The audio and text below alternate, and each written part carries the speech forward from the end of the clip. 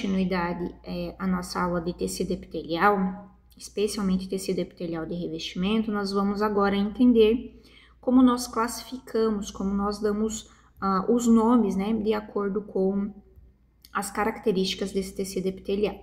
Então, a primeira característica que eu vou olhar para o tecido epitelial é o número de camadas que ele apresenta, o número de estratos. Tá? Então, por exemplo, se eu vejo que eu tenho uma única camada de células, né, formando esse tecido epitelial de revestimento, eu digo que ele é um tecido epitelial de revestimento simples, quando eu tenho uma camada de células formando o epitélio de revestimento.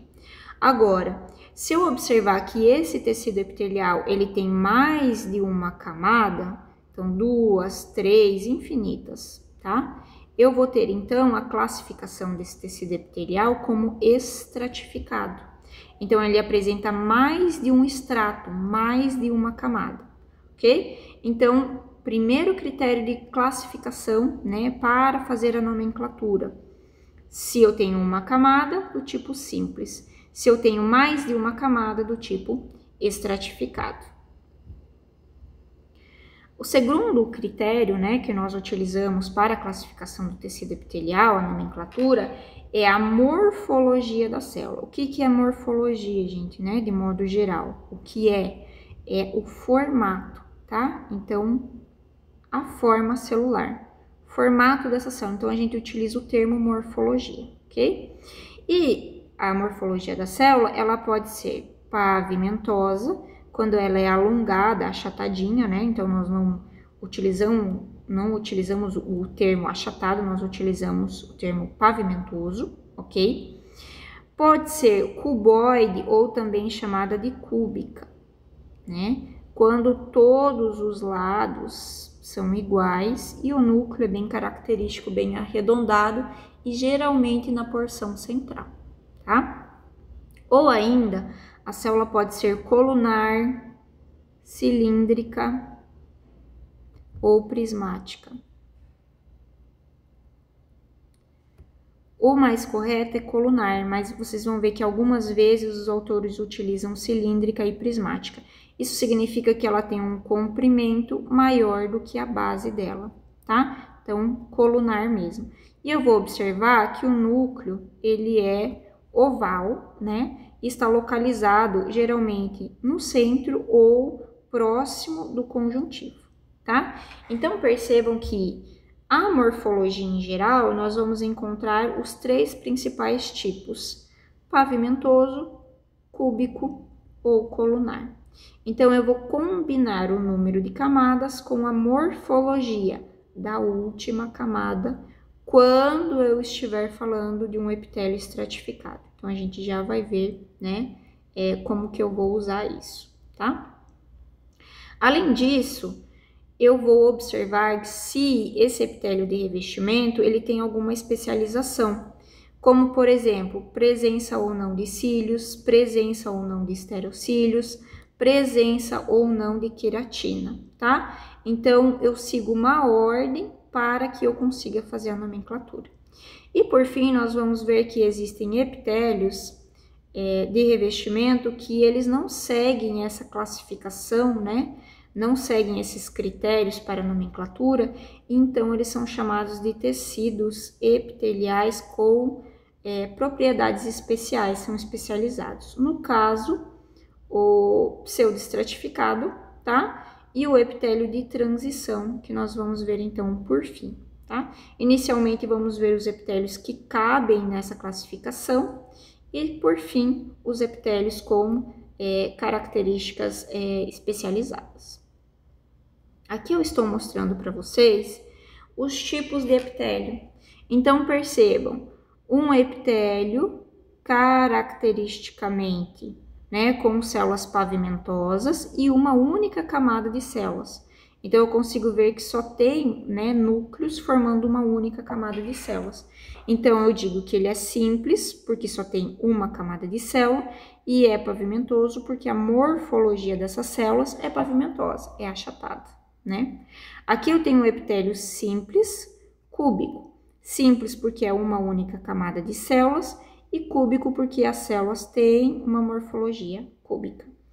Aqui eu tenho um epitélio simples colunar, uma única camada de células e essas células são mais alongadas, são colunares, ok? Eu até observo aqui nesse desenho que essas células apresentam microvilosidades, né? No polo, no domínio apical, ok? Aqui eu estou mostrando para vocês um epitélio com propriedade, né, especializada, tá? Então, ele foge das regras anteriores. Eu só deixei o simples para que vocês entendam que esse epitélio, quando nós observamos, ele parece que tem mais de uma camada, mas ele não tem, ele tem apenas uma camada, tá? Então, eu vou mostrar o seguinte, o epitélio pseudo estratificado, pseudo vem de falso, né? Pseudo, falso, estratificado. Quando você olha numa secção histológica, ele parece que ele tem vários estratos. Então, no primeiro momento, você fala, olha, é um tecido epitelial estratificado. Mas, na realidade, o que acontece é que ele tem várias células com tamanhos diferentes, com morfologias diferentes, tá? Então, eu vou fazer um desenho simplificado aqui para tentar representar. Eu tenho, por exemplo, uma membrana basal, fazendo contato com o tecido conjuntivo, tá? E sobre essa membrana eu vou ter células que são colunares, células que são cúbicas, tá? Diversificando aqui o que eu estou observando. Então, veja que eu tenho células com diferentes morfologias, com núcleos em alturas diferentes, e isso aparentemente me faz, né, entender que seria um tecido estratificado, mas ele não é. Por que ele não é? Porque todas as células elas tocam a membrana basal. Então, o domínio basal da célula está em contato com a membrana basal, que está em contato com o conjuntivo. Portanto, eu tenho uma classificação de um tecido. Por que eu deixei simples? Para que vocês entendam que é uma camada. Mas quando eu vou classificar esse tipo de tecido epitelial, eu vou dizer que ele é um tecido epitelial de revestimento do tipo pseudo-estratificado. Eu não preciso colocar simples pseudo-estratificado. Eu deixei o simples para que você entenda que todas tocam a membrana basal. O que difere aqui é que eu tenho vários tipos de morfologias celulares combinadas, o que me dá uma falsa impressão de um epitélio do tipo estratificado, ok? Então, aqui características do epitélio simples. Vamos para o epitélio estratificado. O epitélio estratificado, ele apresenta mais de uma camada de células. Então, percebam aqui, eu tenho uma, duas. Então, estratificado, formato da célula, cúbico. Estratificado, pavimentoso. Professora, por que é pavimentoso? Se eu estou vendo que essas células aqui são cúbicas, né? Em contato com o conjuntivo, elas são cúbicas. E as mais externas são pavimentosas. Porque na regra de nomenclatura, nós vamos dar o nome, né? De acordo com a morfologia da última camada, da camada mais externa, ok? Então, da camada mais distante do conjuntivo. Então, por isso, epitélio estratificado, porque tem várias camadas, e pavimentoso, porque a última camada de células é pavimentosa, tá? Então, isso como uma característica. Aqui eu tenho estratificado colunar, por quê? O mesmo princípio.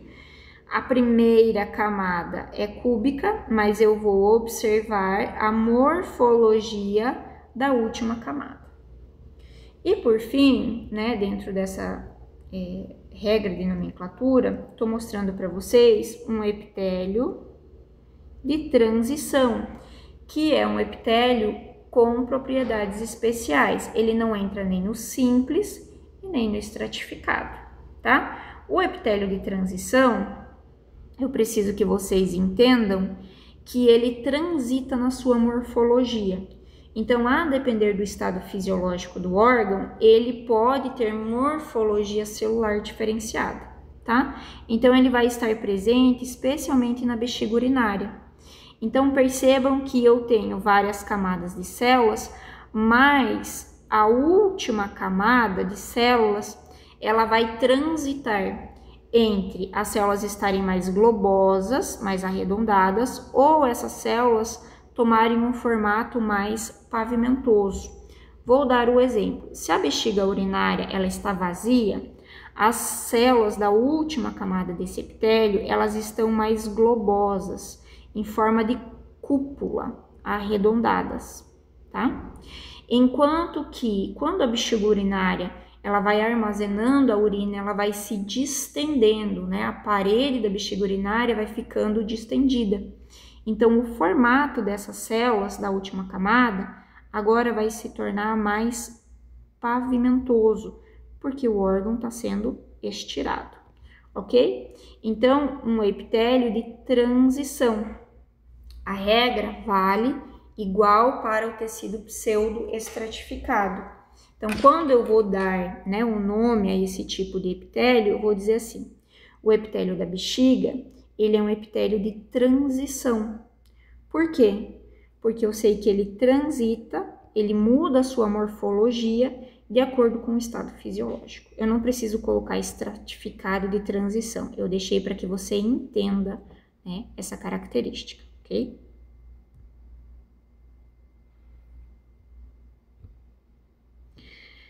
Aqui eu trouxe, então, só algumas secções histológicas para que a gente torne isso mais lúdico, né? Então, observe que aqui eu tenho um vaso sanguíneo e eu estou observando que o revestimento interno desse vaso sanguíneo é formado por várias células que são pavimentosas, justapostas umas às outras, né? Formando o epitélio de revestimento que eu chamo de endotélio, tá? O endotélio é o tipo de epitélio de revestimento que reveste todos os vasos sanguíneos no seu interior, ok? Então, as células endoteliais, as células que formam o epitélio de revestimento, né, dos vasos sanguíneos.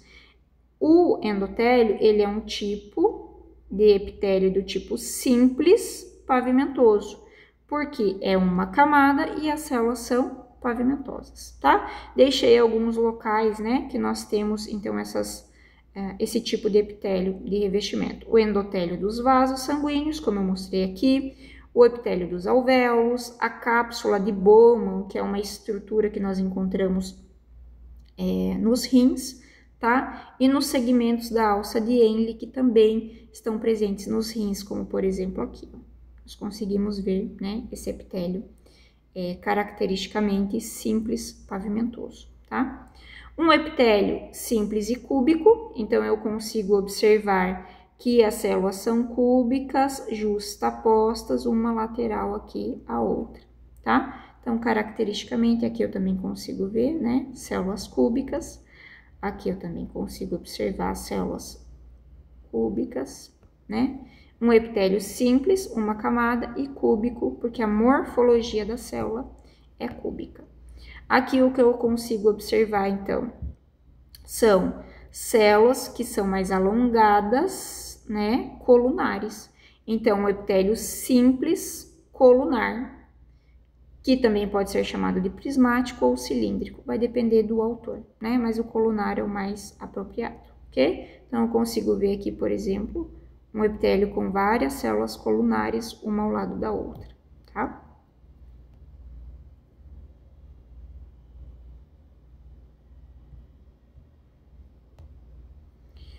Muito bem, aqui eu cheguei, então, no epitélio, né, pseudo-estratificado. Deixei simples para que vocês observem, né, de modo geral, tá? Que todas as células encostam, né, na membrana basal, né? Por isso que é tido como uma única camada. Mas quando a gente observa na secção histológica, parece que são várias camadas, porque eu vejo núcleos em alturas distintas, né? Então, isso me dá uma falsa impressão de que esse epitélio, né, ele é do tipo estratificado, tá? Então, esse epitélio, caracteristicamente, é um epitélio pseudoestratificado, né? E esse epitélio pseudoestratificado, ele é bem característico da traqueia, tá? E dos brônquios principais. Então, a gente tem um tecido epitelial pseudoestratificado, né? Colunar, porque as células são colunares, e ciliado. Então, lembra da regra de nomenclatura, né? Eu vou ver primeiro o número de camadas, depois eu vou ver a morfologia da célula e, por fim, eu vou ver se ele tem alguma especialização, né, de membrana apical, tá? E aí eu combino essas três características para que eu possa dar o nome, né, ao tecido de modo geral. Aqui eu estou mostrando para vocês, então, o tecido estratificado, né, epitelial estratificado. Então, o conjuntivo está aqui embaixo, ó, conjuntivo, conjuntivo. E aqui eu tenho o tecido epitelial, né, se cora mais intensamente, tá? Então, um tecido epitelial do tipo estratificado, vejo vários núcleos, vários estratos, né, de células, tá? E percebam que a camada que está em contato com o tecido conjuntivo, as células são cúbicas, ok? Núcleo bem redondo. Enquanto que as células que estão mais externas, elas já têm um formato mais pavimentoso, tá? Então, lembrem que eu vou dar a nomenclatura como um epitélio estratificado pavimentoso, porque eu vou olhar a última camada de células. Aqui eu estou mostrando para vocês o mesmo tipo de epitélio, só que ele apresenta uma deposição de queratina, tá? Então, eu vou classificar como um epitélio estratificado pavimentoso queratinizado. E aqui um epitélio estratificado pavimentoso não queratinizado, ok? Então, eu consigo ver a diferença, né, de modo geral, desses dois epitélios, tá? Aqui só mostrando de forma mais lúdica, né, didática, um epitélio com alta concentração de queratina e um epitélio sem queratina. Então, o epitélio, ambos são estratificados, ambos são pavimentosos, porque a última camada de células é pavimentosa, e sem a queratina, com a presença de queratina. Então, eu teria, né, essa característica aqui de acordo, né, com a presença ou não da queratina. E então eu mudo a nomenclatura. Aqui eu tenho o exemplo de um epitélio estratificado porque tem mais de uma camada, do tipo cúbico, porque todas as células são cúbicas, né? As células aqui, cúbica, formando esse epitélio de revestimento, ok? Próximo exemplo, então, um epitélio estratificado colunar, né? Ele tem mais de um estrato, ok? Então, eu estou observando aqui, né? Ele tem mais de um estrato, porém, a última camada é colunar, é como se eu desenhasse assim, colunar, cúbico.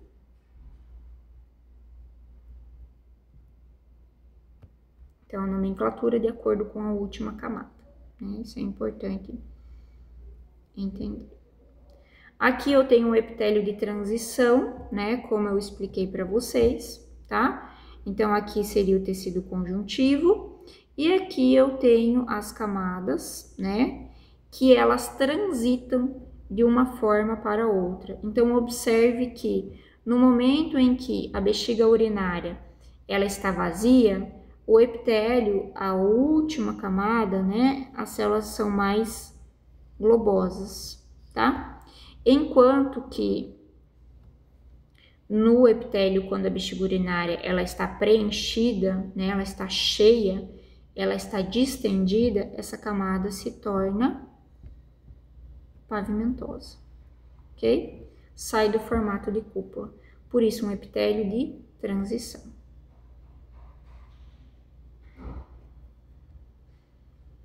Aqui eu deixo então para vocês, né, uma imagem com algumas questões, né, para que vocês possam treinar essa questão de reconhecimento e de classificação do tecido epitelial de revestimento.